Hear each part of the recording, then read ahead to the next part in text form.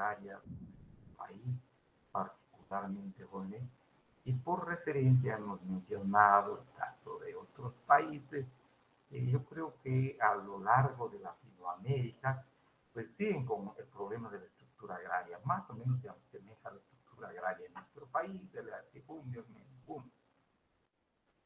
y como huellas, si quisiéramos decir así, jóvenes, que dejó la colonización de estos países.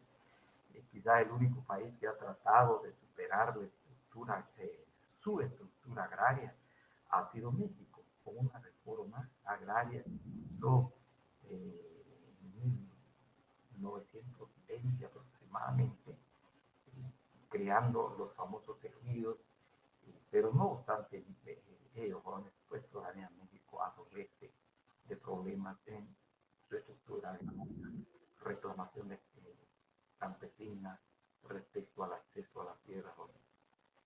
Entonces, hemos visto pues como la reforma agraria, la estructura agraria en nuestro país, eh, donde prevalece aún esos dos grandes fenómenos, el latifundismo y el minifundismo. Decíamos que el latifundismo, grandes extensiones de tierra, pocas manos y que se aprovecha poco, están descansando y ahí se habla de la tierra ociosa, la legislación que establece incluso algunas sanciones respecto a pero algunos pagos que se deben hacer más en términos de tributos jóvenes. Ah, ahí estamos, ¿sí? Voy a hablar un poquito más de eso. Gracias, Ahmed, gracias. Les decía, pues todavía se adolece con eso, por un lado. Por otro lado, también en estos países nuestros, decíamos, tal vez malo repetir, jóvenes, el caso de Costa Rica es una excepción, eh, pues donde su población ha tenido acceso a la educación primaria, acceso a la educación secundaria y a la educación universitaria, han privilegiado el papel de la educación como papel importante para el desarrollo de los pueblos. Y obviamente también abordaron este tema, les decía, con el presidente José Figueres, más o menos en 1940, respecto a la estructura agraria, superando este problema.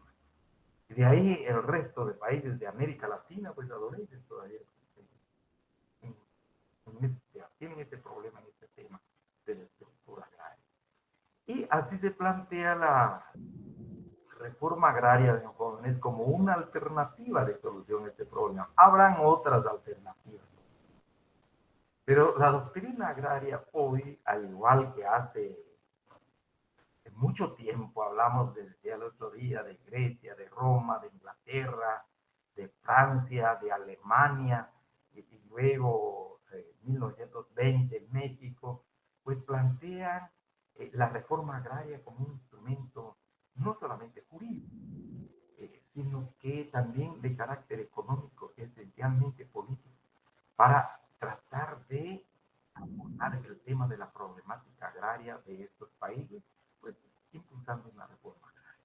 Entonces vamos a describir, ya entramos al tema de la reforma agraria, pero no sin antes, jóvenes, quisiera, por favor, hacer una recomendación muy atenta, porque realmente lo que estamos viendo acá pues, es forjarnos en el tema de la enseñanza y aprendizaje.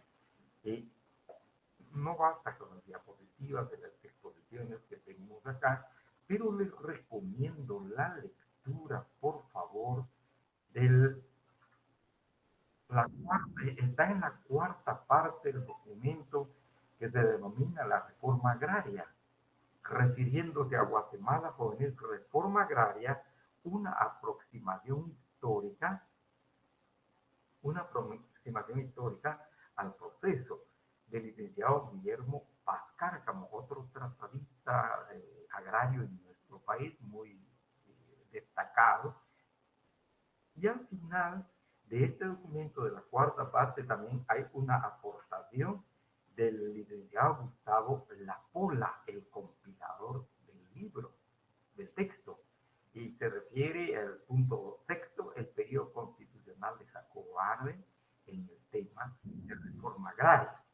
Pues les recomiendo, les decía, jóvenes, porque me parece realmente importante la lectura de este documento, independientemente de que extraigamos de ahí o no preguntas, pero me parece importante para tener un conocimiento sobre la reforma agraria que se llevó a cabo en nuestro país. Ya que ahí vamos a encontrar datos no solamente estadísticos, llamémosle así, matemáticos, estadísticos, pero datos muy precisos en relación a lo que fue la reforma agraria en Guatemala. Si queremos información más práctica, jóvenes, información de hechos que ocurrieron en nuestro país, ya que lo que les estoy compartiendo en la diapositiva es más un enfoque doctrinario que abarca a cualquier país del mundo que todavía tenga problemas en su estructura agraria. Porque países que ya no tienen problemas en su estructura agraria, jóvenes, donde ya se ha superado el latifundismo, realmente hablar ahí de reforma agraria, les decía en la parte introductoria del tema, pues no tiene ningún sentido. Es totalmente un contrasentido. En tanto que en países, especialmente países subdesarrollados, como el nuestro, y casi a lo largo de América Latina, podríamos hablar de otros países, de otros continentes casi, pues yo creo que es posible hablar ahí de reforma agraria, como un mecanismo, como un instrumento de abordamiento de esa problemática agraria. Al final, vamos a ver, tratar de impulsar el desarrollo económico, político, pero también cultural de los habitantes del área rural, de los trabajadores del área rural. Así que les recomiendo la lectura de este documento, jóvenes, porque es mucho más, tenemos ahí, se fundamenta en hechos y reales. Dicho esto, entramos entonces a la reforma agraria. Habíamos visto ya, solo para recordar, jóvenes, entre lo que es reforma agraria simple, lo que es reforma agraria integral, es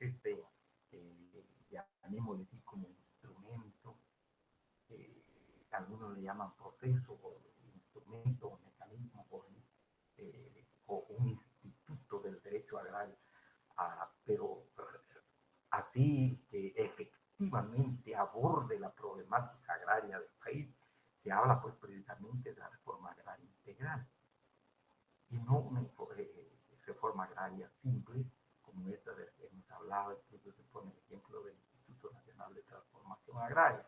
Y aquí, allá habíamos hablado de los principios, aquí encontramos entonces algunos principios que orientan el accionar en este tema de la reforma agraria. También ya hablamos sobre esto para no repetir lo mismo, los principios de la reforma agraria integral.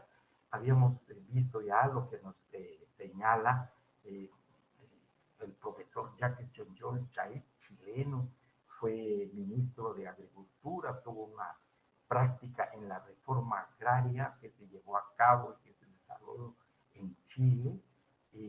Aporta algunos conocimientos, pero más que conocimientos, jóvenes, nos habla de postulados también. De igual manera de decir cuál es la diferencia entre un postulado y la diferencia entre un principio. Entonces decíamos que el principio es como una guía de acción, es como una guía que va a orientar acciones o actividades, pero el principio tiene validez general, tiene validez universal, se acepta en cualquier parte del mundo, ¿verdad?, como guía.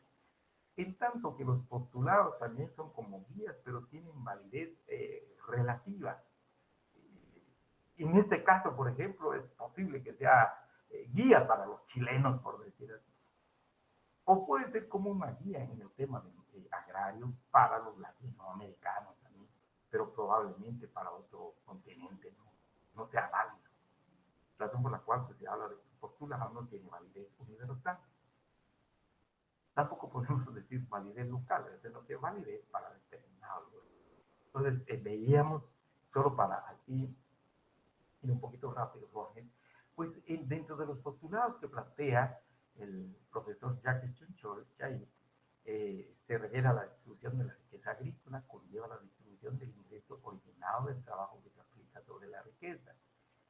Es decir, está hablando no solamente en términos puramente dinerario, jóvenes, sino que también los beneficios que va a conllevar para los trabajadores del campo, para la comunidad, eh, eh, que esa riqueza pues se reinvierta precisamente en el desarrollo económico y social del área rural. Dos, debe ser un proceso masivo, rápido y drástico de distribución de derechos sobre la tierra y el agua. Brevemente referencia a esto, jóvenes. Por favor, cuando el autor señala de que debe ser un proceso masivo, es decir, de que deben participar los campesinos. No solo un grupo, dos grupos, sino que realmente los campesinos deben interesarse, deben organizarse para esta reforma agraria. Es un proceso masivo, no solo para beneficiar a un grupo, sino que a los trabajadores del campo. Rápido en cuanto acá nos está hablando más en términos de tiempo, con la rapidez no es tanto eh, en términos de física, por ejemplo, sino que en términos de tiempo. Rápido, normalmente dentro de la doctrina agraria se habla de que debe ser 10 años. 10 años, bueno, porque más allá de 10 años ya no es una reforma agraria para un país. Más allá de 10 años ya resulta una carga para un país. Lo que no pudo hacer en 10 años, imposible hacer en 20 años, en 30 años. Y quisiera hacer un comentario acá respecto al paseo con la transformación agraria en Guatemala, a la luz de la ley de transformación agraria en el país, con el Instituto Nacional de Transformación Agraria. El Instituto Nacional de Transformación Agraria se decía que estaba haciendo una transformación en el tema agrario. Pasaron 30 años y casi no se solucionó el problema. Porque también el Instituto Nacional de Transformación Agraria solo se dedicó a distribuir las tierras del Estado. Pasaron 30 años con eso y no se solucionó el problema. Al contrario, el problema se está presentando. Porque además de no legalizar la tenencia, no legitimizar la tenencia. Y luego también habla de que debe ser drástico, en el sentido de que debe ser, jóvenes, acá de redistribución drástico en cuanto a afectar los derechos de propiedad de la tierra y también del agua. A eso se refiere, entonces debe ser un proceso masivo, recuerden, rápido y drástico de redistribución de derechos sobre la tierra y el agua. Tres, debe contar con gran apoyo político. Acá el gran apoyo político se refiere, jóvenes, no solamente a las organizaciones políticas y bien, pero más al apoyo político del gobierno, las instituciones que propician el desarrollo, como serían las universidades, serían las mismas municipalidades interesadas en sus municipios, eh, los diputados en su caso, con gran apoyo político, las entidades académicas, las organizaciones agrícolas, inclusive, ¿no? Entonces, ese proceso debe contar con apoyo político para asegurar su éxito. Es un proceso alto en costo, en cuanto a que, porque no solamente en relación a la distribución de la tierra, de expropiación de la tierra, en el tema de reforma agraria, jóvenes, va a implicar el pago de indemnización a quien se le va a expropiar la tierra. Hay un pago, entonces se habla de alto costo, pero por otro lado, la asistencia crediticia de los beneficiarios. Entonces tenemos acá, significa una erogación importante, porque sin asistencia crediticia realmente no se puede impulsar el desarrollo económico y social en el área rural. Es un proceso de alto costo, más en términos dinerarios, ¿verdad? Y obviamente en términos políticos también, con el alto costo político que puede tener, porque puede caer en gobierno que va a impulsar un proceso de esta naturaleza. Tres, cinco, perdón, debe afectar la tierra y el agua. También acá, nos dice acá, jóvenes, de redistribución de tierra y agua, de igual manera afectar tierra y agua. Seis, debe haber apoyo económico, de ahí el alto costo, asistencia técnica, educacional, social, infraestructura, etcétera, jóvenes, tenemos acá. Siete, la acción del Estado debe jugar un rol fundamental constituyendo su elemento de sector fundamental.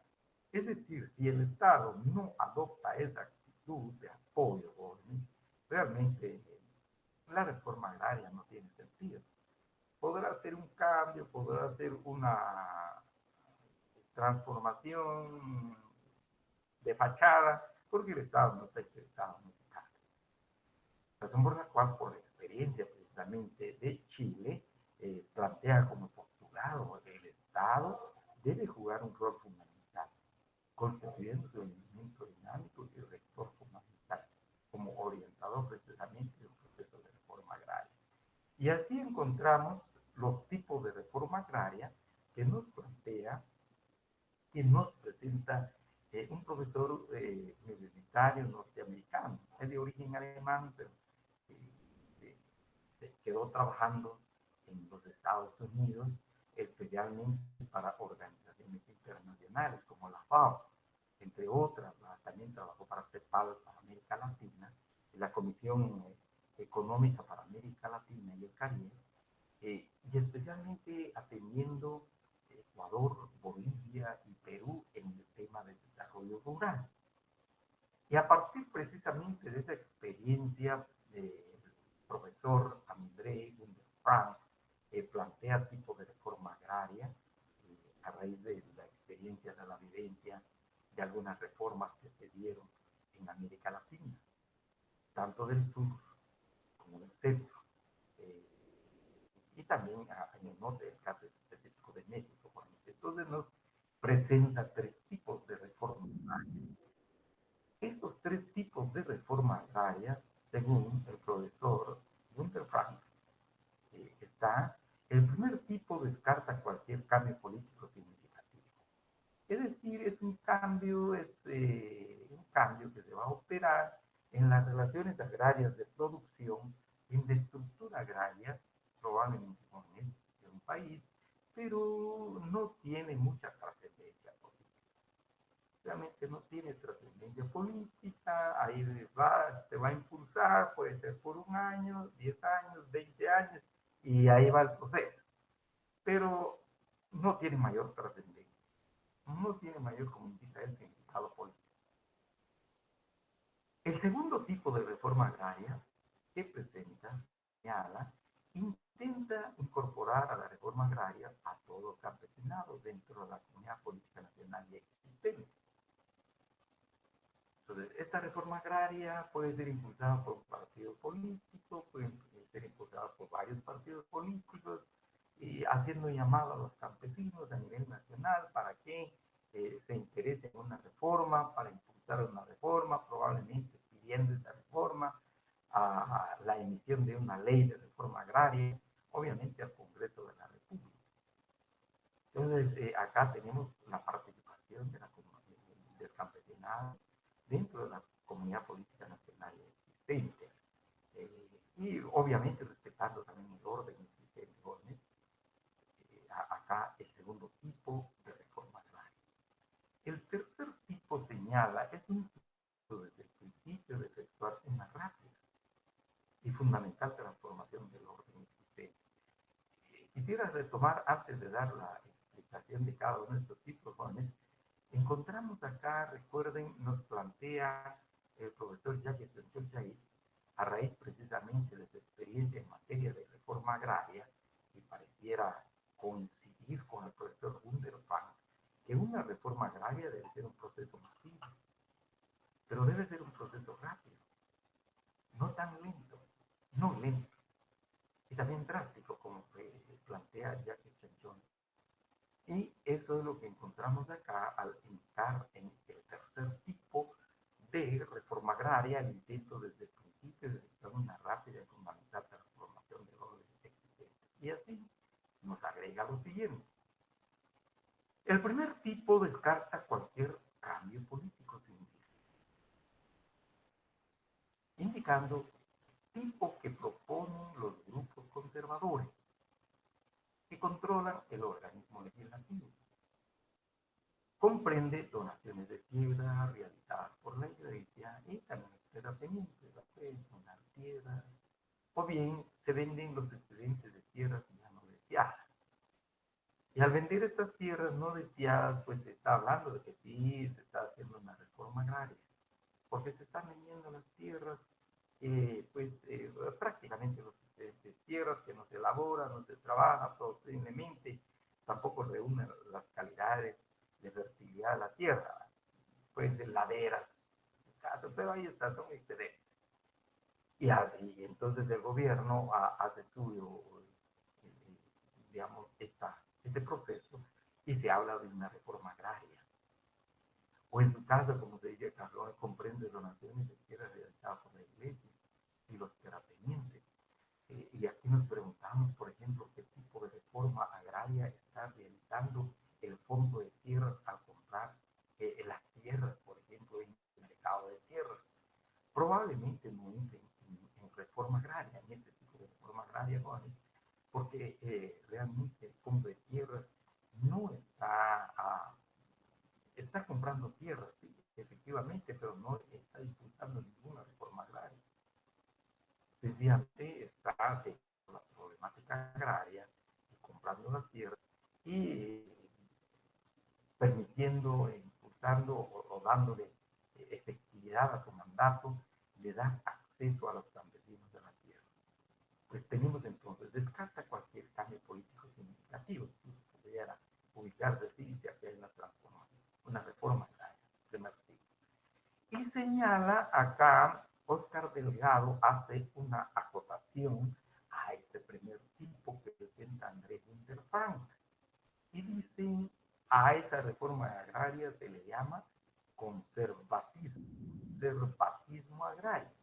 Es un autor colombiano, es agrarista, ¿no? Ha trabajado en el tema agrario en su país, pues señala como un conservatismo agrario. Es decir, se mantienen las cosas como están, ¿verdad? Impulsa un pequeño movimiento, pero conservacionista, por eso también se habla acá de los grupos conservadores. Normalmente viene de los grupos de poder económico. El segundo tipo, veíamos, dice, intenta incorporar a la reforma agraria a todo el campesinado dentro de la comunidad política nacional y extranjera. Y aquí vamos a ver, jóvenes, lo que sucedió, quisiera antes de leer esta, o mejor le leo, dice, propuesta de reforma impulsada por varios grupos políticos latinoamericanos, muy especialmente por el Partido Demócrata Cristiano. Entonces, Demócrata Cristiano. Entonces, decía Forens, más o menos por la década de 70, 80, los partidos de la democracia cristiana tuvieron una presencia significativa en los espacios nacionales, el caso de Guatemala, no así México, de Guatemala, El Salvador, Honduras, luego Venezuela, Colombia, incluso era el Partido Demócrata Cristiano era muy fuerte en estos países. Y se decía que tenía mucha vinculación, mucha relación con el Partido Demócrata Cristiano Italiano, que estaba bajo prácticamente el manto de protección e incluso de apoyo de la Iglesia Católica del Vaticano. Entonces, por el Partido Demócrata Cristiano. Entonces, acá, después de las encíclicas papales, donde se hablaba del bien común, entonces el Papa habla del bien común. Y la tierra es un bien común. Y realmente la tierra debe ser para darle de comer, darle de vivir y darle una vida digna a los que trabajan la tierra. Y esto fue uno de los principios que adoptaron los partidos demócratas cristianos en varias partes del mundo, pero especialmente en el caso de Latinoamérica. Así entonces, los partidos demócratas cristianos, una vez accesando al poder político, al ejercicio del poder político a través de procesos electorales, pues buscaron impulsar reforma agraria. Pero para ello, los partidos demócratas también trabajaron mucho. Hubo trabajo de formación política para los campesinos, para los del área rural.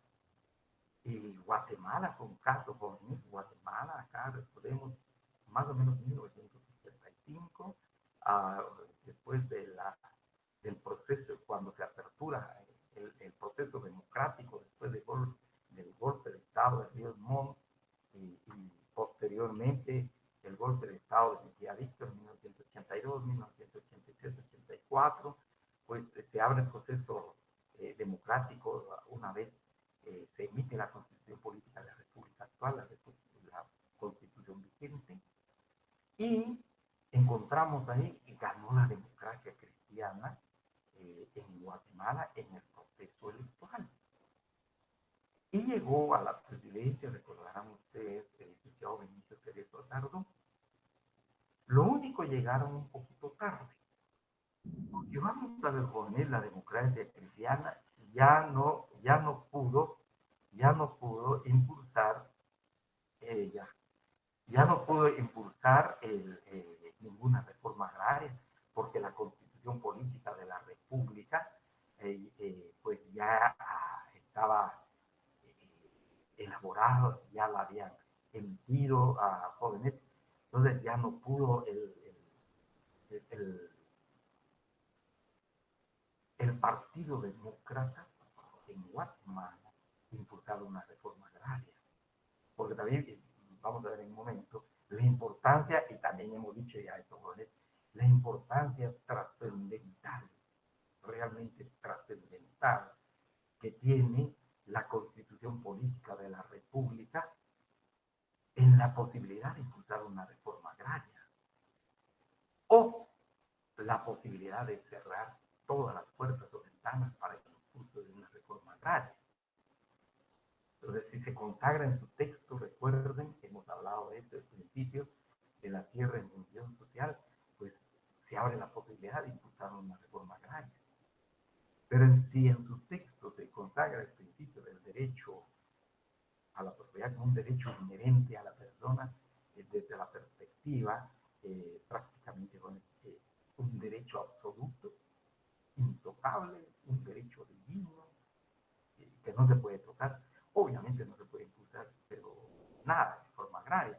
Pues así fue, hubo una discusión en la Asamblea Nacional Constituyente de Guatemala, más o menos 1983, 84, acerca de cuál principio se consagraba o se regulaba o se plasmaba en la Constitución.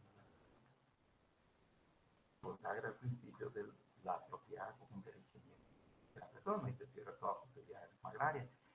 Aun cuando haya llegado el Partido Demócrata Cristiano al ejercicio del poder político, no pudo impulsar ninguna reforma agraria. No pudo, ni la más mínima. Dada pues lo establecido por la Constitución Política de la República. Bueno, así se dice también que en este intento de incorporar la reforma agraria a todo el campesinado, quedan intactas las bases del poder de las fuerzas conservadoras. Es decir, que sí se emite, en el caso de El Salvador, se emitió una ley de reforma agraria, en Venezuela igual jóvenes gobernando los países, los demócratas cristianas. Sin embargo, encontramos acá jóvenes, pues al final fue como un paliativo, realmente un paliativo, ¿no? Aún cuando se habló a todos los campesinos, se dijo que los campesinos se incorporaran, pero no hubo mayor trascendencia de este tipo de reformas, del segundo tipo. Así señala Gunder Frank que existen dos peligros al éxito de esta clase de reforma. Uno, se deja incólume el poder de los conservadores, es decir, no se toca el poder de los conservadores. Prácticamente, en otras palabras, nos está diciendo Juan, no se toca el latifundio, dándose una oposición continua al proceso de reforma y el saboteo del funcionamiento de las ciencias gubernamentales en la aplicación de la ley. Entonces hay una acción constante porque aun cuando se formularon una reforma de esta naturaleza, pues prácticamente esa reforma está condenada al fracaso. Dos, aparecimiento de grupos interesados por sectores internos en alianza con los conservadores y la presencia extranjera para las fuerzas conservadoras en contra del gobierno nacional. Al efecto, nos anota el caso de Guatemala, el profesor Wunderfrank, y hace referencia al gobierno de Jacobo Arbenz Guzmán. Sin embargo, desde mi perspectiva, jóvenes, por eso les invito a leer esa parte del libro interesante, realmente muy, muy interesante, no solamente con los datos, hechos que plantea el licenciado Cartan, Paz Cartan, y posteriormente el licenciado Gustavo Lapobla. Realmente, a nuestro juicio, la reforma agraria que se impulsó en Guatemala en 1972 no se inserta en este segundo tipo. No, a nuestro juicio, por favor, que ustedes tendrán su propio criterio al leer el documento. Sucedió en nuestro país en 1944, uh, después de la dictadura de Jorge Ubico Gómez, pues hubo como un amanecer, un como despertar, una aspiración de guatemaltecos del campo, de guatemaltecos de la ciudad, universitarios, intelectuales, académicos, que vieron al país en un atraso económico-social, incluso en materia cultural, o si queremos intelectual, dado que algunos libros también fueron acá censurados para no leerlos por su contenido de cambio por el gobierno de Jorge Ubico. Pero aquí no fue tanto un partido político, sino que la ciudadanía que participó en este proceso revolucionario de 1944, queriendo aspirar a una Guatemala más desarrollada e incluso fundamentalmente una Guatemala que se pudiera inscribir en las relaciones capitalistas de producción, tratar de suprimir las relaciones feudales de producción que no permitían el desarrollo del país, sino que ante una nueva expectativa de desarrollo, de mejorar el nivel de vida, no solamente de los trabajadores del campo, sino que de la sociedad en general. Razón por la cual les decía acá, no sería, digamos, el caso de la reforma agraria de Guatemala, no se estaría ubicando, a nuestro parecer, en este segundo tipo. Sin embargo, respetando lo que dice el autor, cuando no compartimos su punto, acá el punto de vista, pero ubica el caso de Guatemala. Y efectivamente lo que se dio en Guatemala, Sigones, acá, es el aparecimiento de grupos interesados opositores internos, una movilización no solamente de los propietarios que habían sido afectados por la reforma agraria, sino también una participación muy importante de la Iglesia Católica y otros grupos como opositores internos. Y luego, como dicen, alianza con los conservadores y especialmente la presencia extranjera. Y creo que sí estamos bien en cuanto, por ejemplo, a la participación de los Estados Unidos, sobre todo porque había afectado las tierras de la empresa encargada de ferrocarriles, la UFCO, y también la empresa bananera, que tenía muchas propiedades, incluso la UFCO pues tenía propiedades desde Escuintla, pero desde Puerto Barrios hasta Escuintla, a lo largo de la franja por donde pasaba el tren. Entonces, ahí sí efectivamente hubo este tipo de elementos. Probablemente esa es la razón por la cual señala el autor que se pone como ejemplo el caso de Guatemala y de Jacobo Arbenz Guzmán. Y a esto, como dice el autor, pues perdón, Oscar Delgado, Oscar Delgado le denomina cambio parcial. Y Oscar Delgado agrega como ejemplo el caso de Venezuela, efectivamente una reforma agraria en Venezuela. De igual manera, en Chile hubo una reforma agraria también. Ahí sí llegaron al poder los partidos demócratas cristianos de Venezuela, demócrata cristiano de Chile, para el impulso de esta reforma agraria. Pero según Winterfrank, pues es el segundo tipo de reforma agraria. Luego encontramos en su planteamiento el tercer tipo de reforma agraria, Acá el tercer tipo, señala jóvenes, es un intento desde el principio de efectuar una rápida y fundamental transformación del orden existente. Se consigue un cambio de largo alcance de la sociedad total, único capaz de conseguir un mínimo de demandas en el área, y anota como ejemplo el caso de Cuba. También ahí se impuso una reforma agraria. Sin embargo, Oscar Delgado, colombiano, nuevamente dice, a eso le denominamos transformación agraria y no reforma agraria. Pero realmente, si desde el punto de vista jóvenes ven la reforma agraria integral, efectivamente estamos hablando de una reforma agraria integral.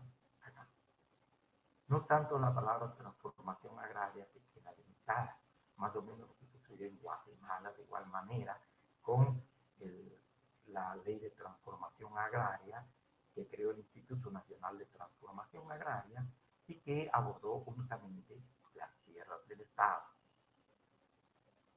Trastocó las tierras del Estado, distribuyó las tierras del Estado, aplicó las tierras del Estado. Pero creo que acá se refiere a la reforma agraria integral. Por otro lado, pues aquí agrega como ejemplo el caso de Cuba, de Bolivia. En el caso de México, lo único, el caso de México, jóvenes, empezó a distribuir la tierra en forma de ejidos, o sea, tierras comunales, no de manera individual a los campesinos, sino de tierras comunales, y que de una u otra manera, pues ha sobrevivido esta reforma agraria en México. Trató de abordar ese problema de la estructura agraria mexicana, abordando o atacando, o abordando el tema del latifundio minifundio. Lo único en acá una transformación, si quisiéramos, o en el marco de esta reforma de México, es que a los campesinos ya no se les dio pedazos de tierra, sino que tierras en comunidad, para evitar precisamente el problema del minifundismo, tocando, eso sí, el latifundismo, en el caso de Bolivia.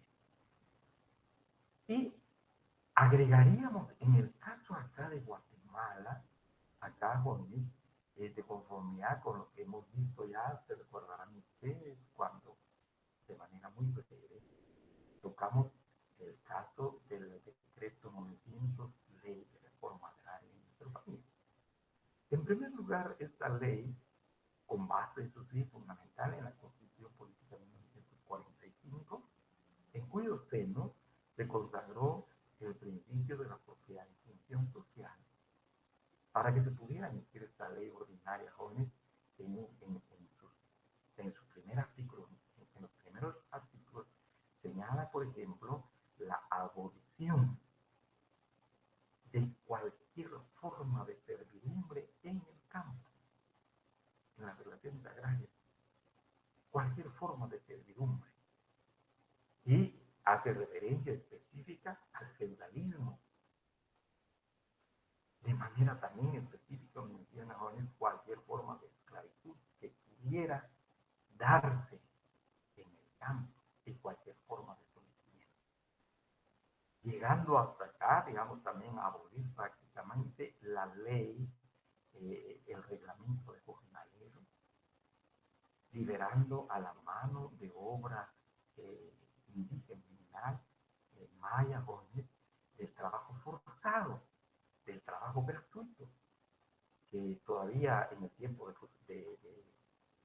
de Jorge Ubico se agregó la ley de vialidad para poder aperturar carreteras. Entonces, en primer lugar.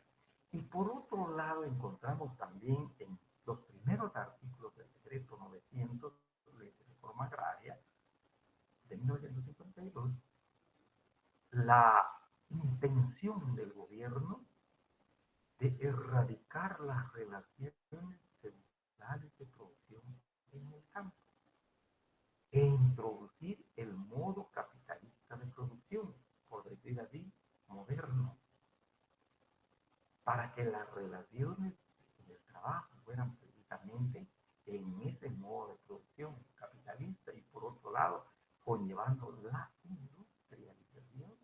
del trabajo del campo. Y encontramos, jóvenes, que al igual que nos plantea Chonchol, acá el decreto 900 establecía de que debía ser un proceso masivo la reforma agraria. Y también, jóvenes, en la intención, en la parte considerativa de que fuera rápida la reforma.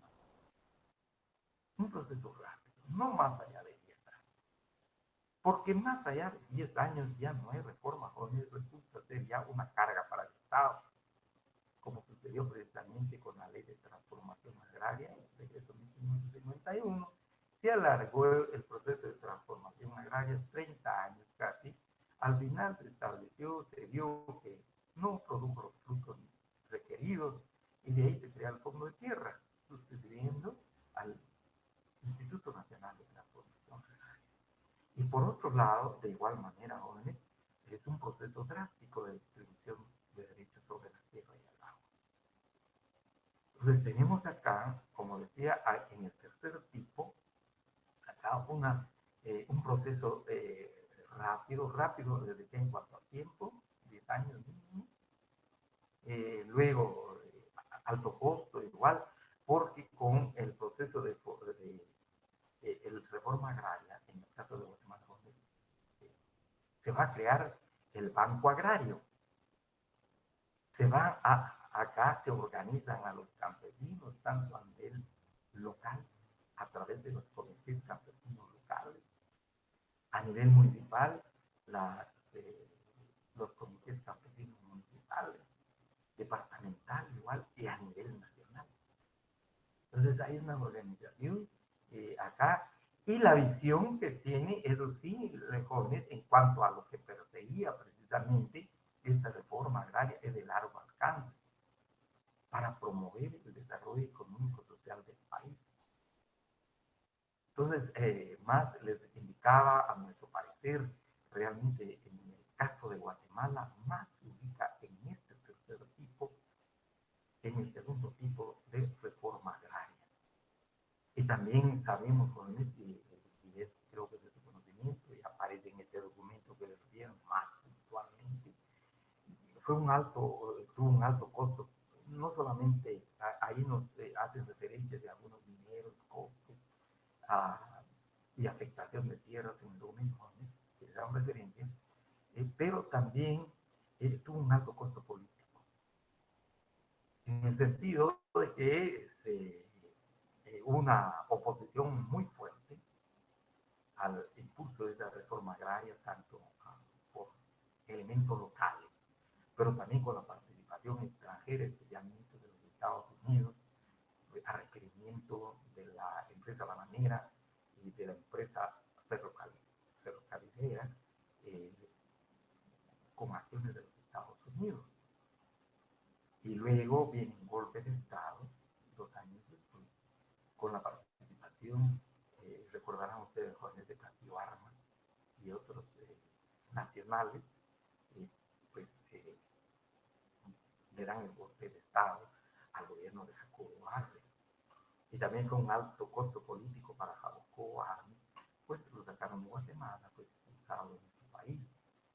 Llegando al aeropuerto, como encontramos las referencias en los documentos jóvenes, pues desafortunadamente casi salió desnudo de Guatemala, solo en paños menores. Pero esos son los costos a veces de estas acciones, como se indica acá, jóvenes, en el marco de lo que plantea como postulado Chonchol, Chay, que es un proceso masivo, rápido y drástico. Pero de igual manera, pues es un proceso de alto costo. Se decía, no solamente en cuanto a dinero para impulsar la reforma agraria, sino que también el intento de votar a un gobierno cuando se habla precisamente de este otro tipo de reforma agraria, jóvenes. Y repito, finalmente, pues, Oscar Delgado hace referencia a transformación agraria. Este autor menciona los casos de Curne y de Bolivia. Y ahora entramos a ver, jóvenes, muy brevemente, acá, pues vamos a ver, solo quisiera hacerles referencia, aprovechando, jóvenes, realmente están concurriendo, están participando, y llegando a clases, ya muy pocos compañeros. Pero realmente la invitación nuevamente, jóvenes, para que reciban sus clases. Eh, lo que se busca acá, lo que buscamos jóvenes como docentes, como prácticamente también lo que busca la facultad, es promover ese proceso de enseñanza-aprendizaje. En el marco de ese proceso de enseñanza-aprendizaje, algo tenemos que aprender. De igual manera, algo ustedes nos enseñan, algo enseñamos, de manera conjunta nos beneficiamos con pues los compañeros que no vienen, pues les hago la cordial invitación para que concurran a su clase. No obstante, sé que a algunos les ha ido muy bien en sus respectivos exámenes, ya en la integración de sus zonas jóvenes, pero por favor no se atengan. Entonces, el proceso de enseñanza, aprendizaje, recuerden, algo nos deja. Si quieren ustedes, en cuanto a generación de criterios, de opiniones, de ideas, de pensamiento respecto al tema de nuestros cursos. Así que hacemos cordial invitación a los compañeros, porque están concurriendo ya pocos compañeros a las clases jóvenes. Habemos más o menos 276 en la clase y apenas están concurriendo 108. Bien, dicho esto, jóvenes, entonces entramos a esta nueva, luego, ¿cuál es el objetivo? ¿Qué se busca con una reforma agraria? Entre otras cosas, entre otros objetivos, entre otros propósitos o intenciones, jóvenes, pues es de acelerar el proceso de desarrollo económico y social de la sociedad en general. Y obviamente se va a tratar de beneficiar a los trabajadores del campo, donde en los países que tienen las estructuras agrarias, como la estructura agraria del país, jóvenes, se encuentra un significativo número de personas en estado de pobreza y de extrema pobreza.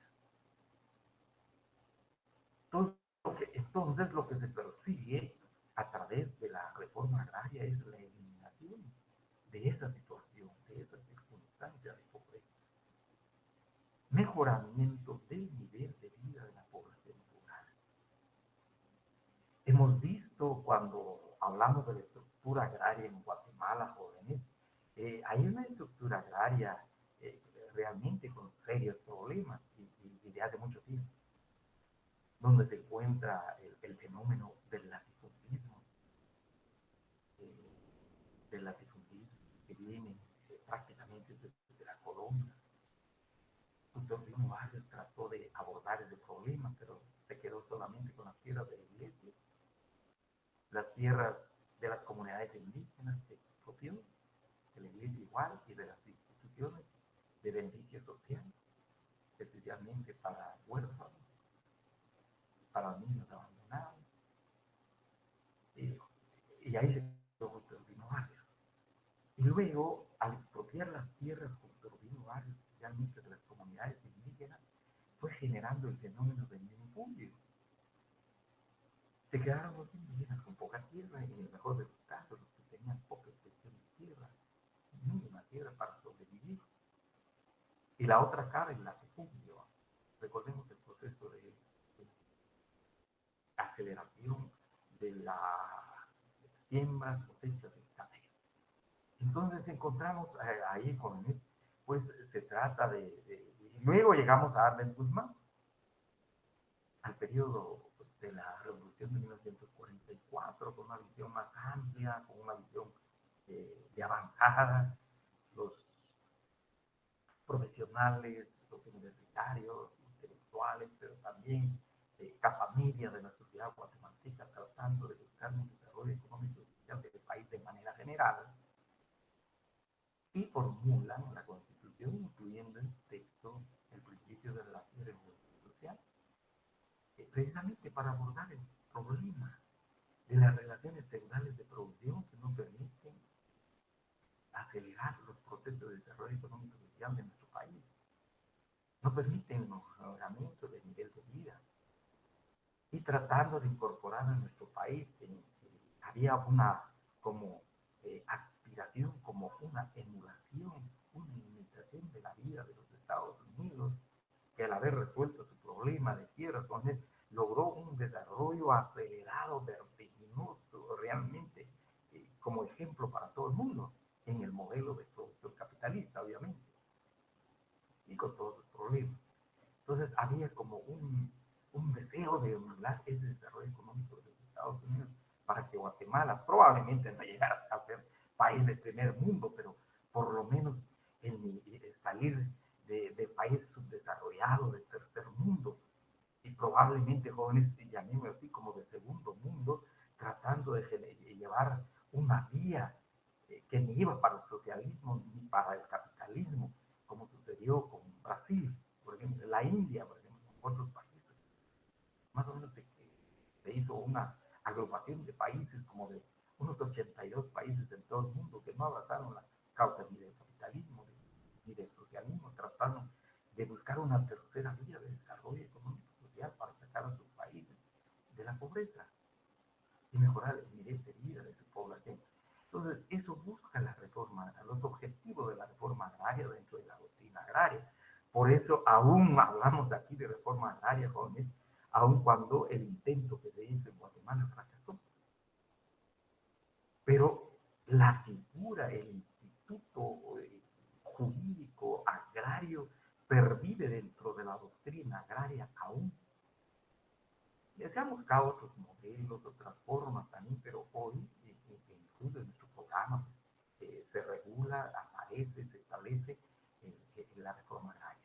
Por otro lado, también se indica como objetivo, como propósito, como intención de la reforma agraria, la transformación de la estructura agraria del país. Cómo cambiar, cómo transformar el latifundismo y el minifundismo y la incorporación de su población rural del desarrollo económico, social y político de la nación. Mediante, como se indica acá, jóvenes, es el caso de nuestro país, mediante la transformación de complejo latifundio-minifundio por un sistema justo de tenencia de la tierra. Les decía, jóvenes, acá el pensamiento, la intelectualidad, los pensadores, los legisladores, intelectuales, etcétera, pues pueden buscar una vía distinta. Deben forjar una vía distinta, si se quiere, para la búsqueda de esa salida a la problemática agraria del país, y no necesariamente en los esquemas y en los modelos ya establecidos o preestablecidos. Luego se habla de la explotación y propiedad y explotación de la tierra. Es decir, un sistema para el uso de la tierra, la utilización de la tierra, para generar comida, para generar prácticamente abastecimiento, alimentos a la población en general. Pero a la vez de generar este establecimiento, también se requiere que se está generando riqueza para el país. Entonces, encontramos pues como objetivos, como mira, como intención, como propósito al impulsar una reforma agraria, esa búsqueda de desarrollo económico, social y político de la nación. Creo que es un camino todavía largo de recorrer, jóvenes, porque en América Latina pues han lamentablemente fracasado los intentos de reforma agraria. Yo creo que la reforma agraria exitosa ha sido la de México, con todos sus vaivenes, sus desventajas, pero yo creo que son más virtudes, son más ventajas que desventajas. Luego se habla de la reforma agraria de Cuba, con la diferencia de que Cuba ya bajo otro esquema de desarrollo social, bajo otro modo de producción, ya no capitalista, sino, recordemos, socialista, y que en su momento pues se generó en Cuba, pero de ahí los otros países con Venezuela, por ejemplo, también impulsó una reforma agraria, no logró su propósito, de igual manera un golpe de Estado. El Salvador igual, un golpe de Estado, en el Ecuador igual, o sea, varios países. Pero en la figura es el Instituto del Derecho Agrario que se tiene para abordar el tema de la estructura agraria.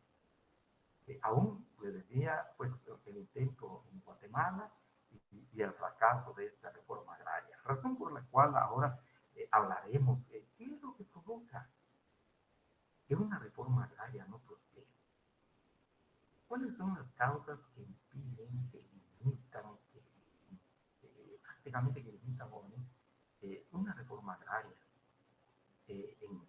ya en los países, no podríamos decir solo subdesarrollados, bueno, en los países prácticamente del tercer mundo? Porque le decía, hablar de reforma agraria en los Estados Unidos, yo creo que es un tanto absurdo, porque el problema agrario en ese sentido de distribución de tierra se ha superado. El clásico ejemplo que seguimos mencionando, jóvenes, el caso de Italia, el caso de Alemania, que han superado la estructura agraria inequitativa. Pues hablar ahí de reforma agraria no tiene sentido. En tanto que en los países donde la estructura agraria aún todavía adolece esos problemas, específicamente latifundio minifundio, abandono de los campesinos, desnutrición, falta de educación, falta de escolaridad, etcétera, etcétera, pues creo que la reforma agraria todavía tiene vigencia para hablar de la misma cosa. Entonces, ¿cuáles son las causas? A, impedimento de orden legal, la Constitución Política de la República. Y los impedimentos, B, los monopolios internacionales e internos en cada país. De conformidad con el profesor Bernardino Horny, argentino, señala 3 tipos de monopolios: el monopolio de la tierra, el monopolio del crédito y el monopolio del comercio. Veamos acá, jóvenes, sobre todo, porque luego hablaríamos de la contrarreforma. ¿Cuáles las causas? Bueno, uno, el impedimento legal, pero entonces la Constitución Política de la República.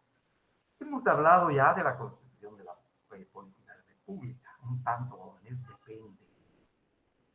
depende qué principio se regula o se plasma en el texto de la Constitución. Porque si el principio que se plasma en el texto de la Constitución es el derecho de propiedad como un derecho intocable, bajo ese carácter absolutista, jóvenes, y también bajo el carácter divino, el derecho de propiedad como un derecho absoluto, intocable, divino, obviamente la Constitución de la República resulta ser un impedimento de orden legal que impide una reforma agraria. Y es exactamente el caso de hoy, el caso vigente de Guatemala. Nuestra Constitución, el Movimiento Jóvenes, ha consagrado en su texto este principio.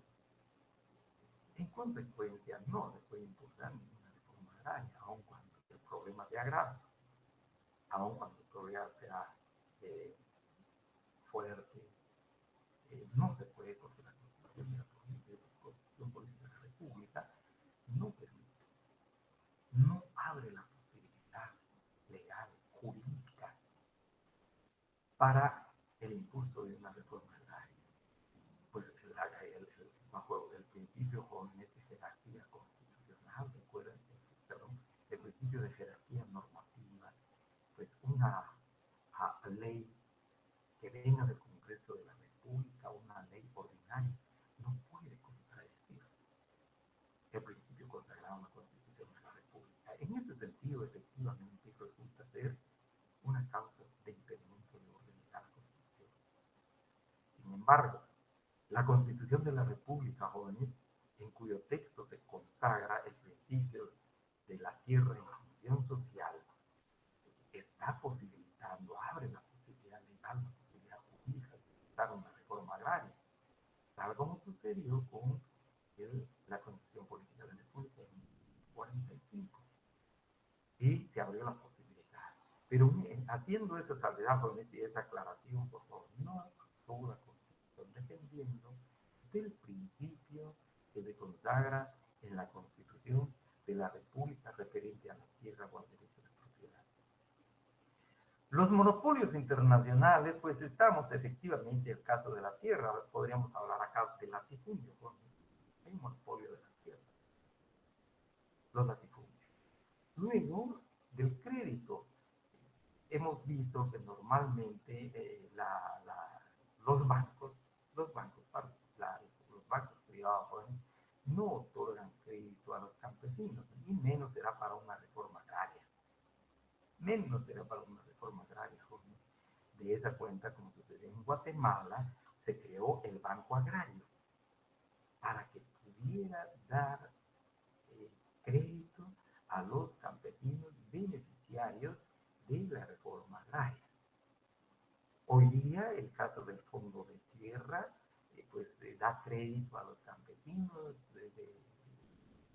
pero hasta ahí, jóvenes, y no a los pequeños campesinos, a los pequeños propietarios. Obviamente va a dar crédito a los grandes propietarios que pues, garantizan ese crédito mediante la propiedad que tienen inscrita en el Registro General de la Propiedad.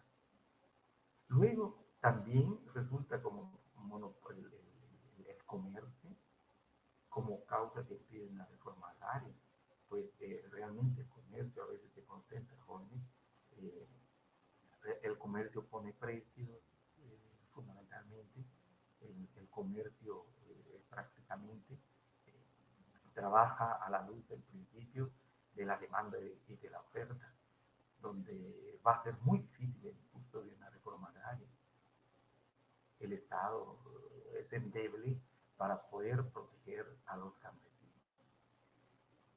Ahora hablar de contrarreforma agraria,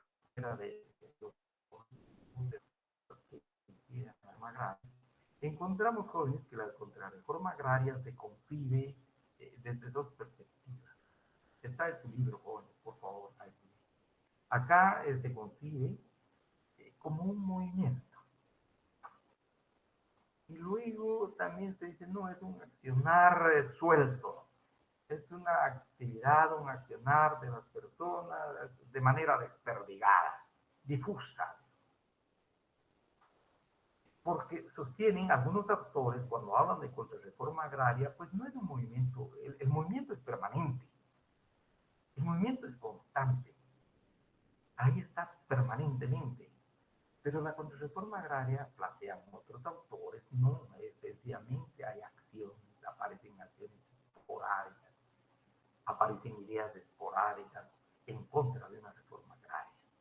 Entonces, razón por la cual se hace este enfoque de la contrarreforma agraria desde el punto de vista ideológico y desde el punto de vista práctico, el aspecto ideológico y práctico de la contrarreforma. Pero podemos decir, jóvenes, efectivamente son acciones, pero también son pensamientos, son ideas que se generan, se exteriorizan en contra de la reforma agraria. Son acciones, son pensamientos, son concepciones, son opiniones que se emiten en contra de la reforma agraria. Razón pues por la cual se habla del aspecto ideológico, estaríamos hablando de ideas, de concepciones, de criterios, de subjetividades en su caso. En cambio, en el aspecto práctico, incluso, vamos a ver, se habla de una parte normativa, también se habla de hechos. Y tenemos la contrarreforma agraria, todo la contrarreforma. En el aspecto ideológico, vamos a encontrar los medios de difusión. Vamos a encontrar los círculos intelectuales y también los sectores directamente afectados.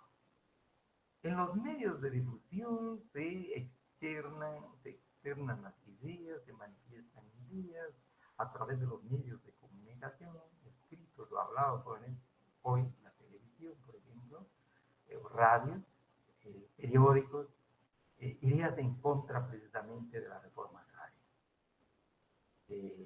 Tenemos el caso, por ejemplo, de, bueno, si en Guatemala, pensemos en el caso de nuestro país, si se impulsa una reforma agraria, al final todos vamos a resultar sembrando maíz en una maceta. Al final vamos a sembrar papa en una maceta. Cada quien siembra su papa y su maíz o tomate en una maceta.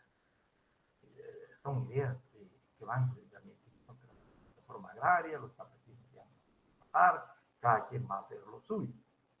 Y también en los círculos intelectuales, pues hay discusiones académicas, eh, por cierto, muy, tal vez no sistematizados, pero analíticos profundos, jóvenes, en relación precisamente a la reforma agraria.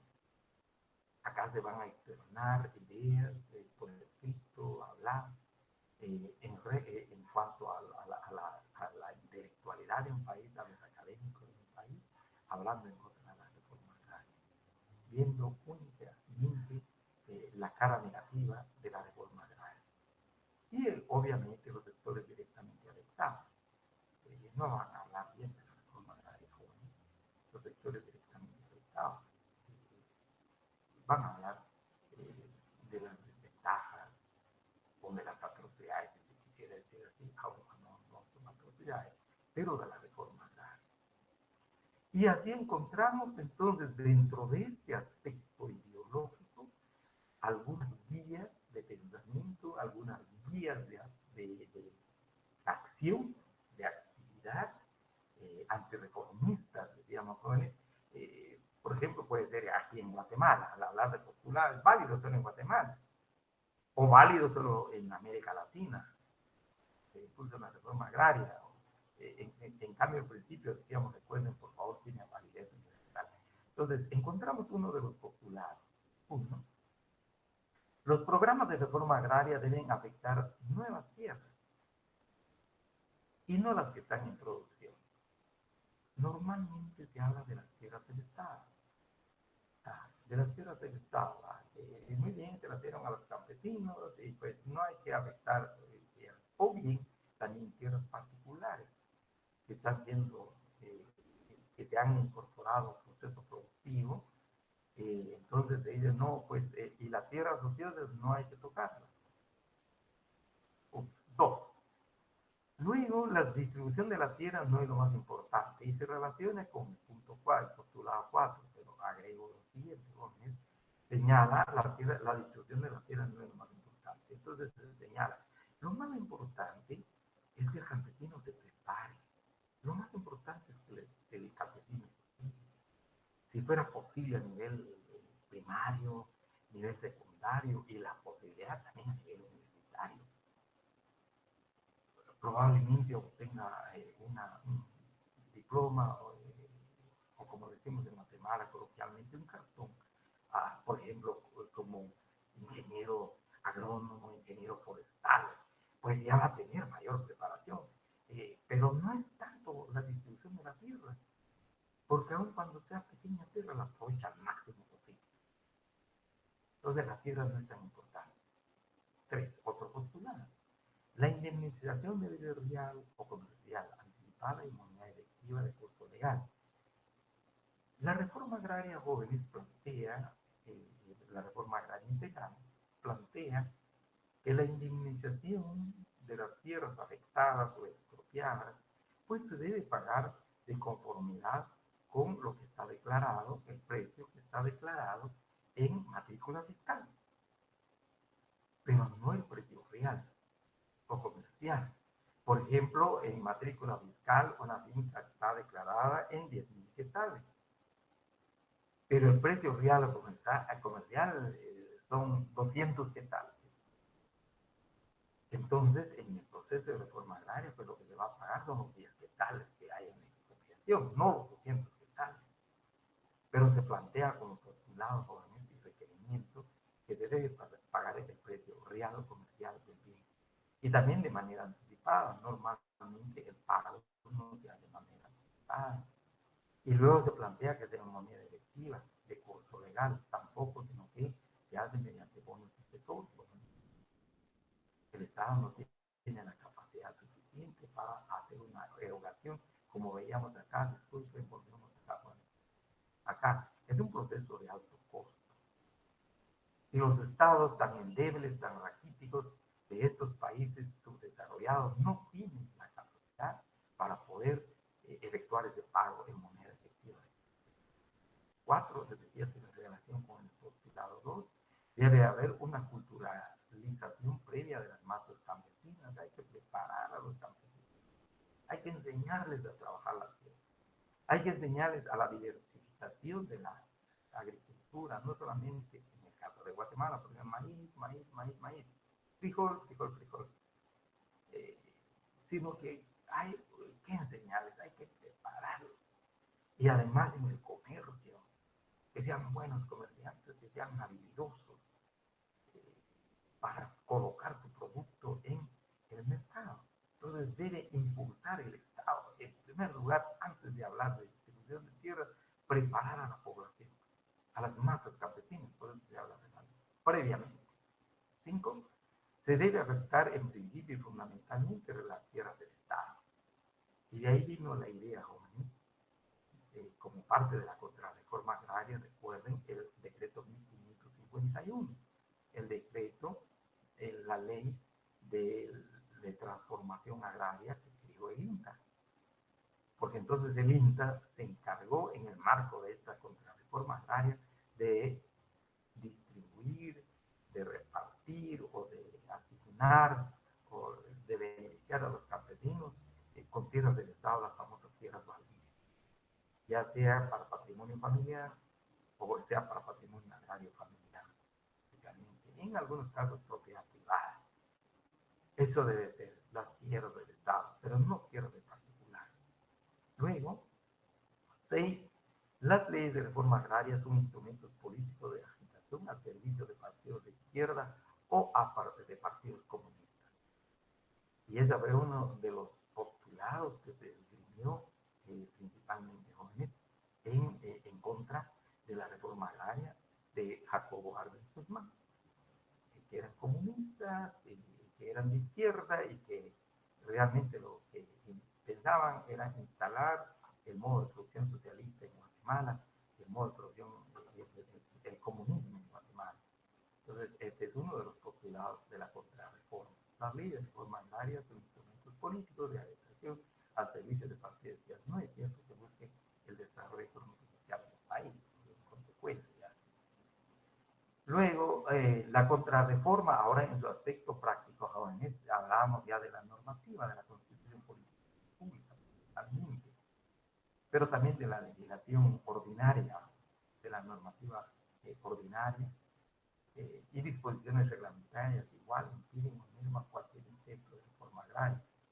Es decir, acá se habla de esta normativa y vino la reforma agraria, la ley de reforma agraria, hay que tratar de bloquear a la máxima posible. Luego se plantea que la ley de reforma agraria que constituye mascaradas legislativas en este tema,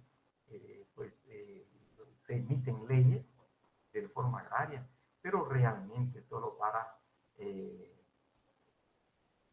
pura mascarada, pues. Realmente a eso se refiere como parte del aspecto práctico de la reforma agraria. El problema no se soluciona, no se aborda, al contrario, cada vez se acrecienta el problema, la problemática agraria en un país. Finalmente, la práctica, pues hechos puramente en contra de los campesinos.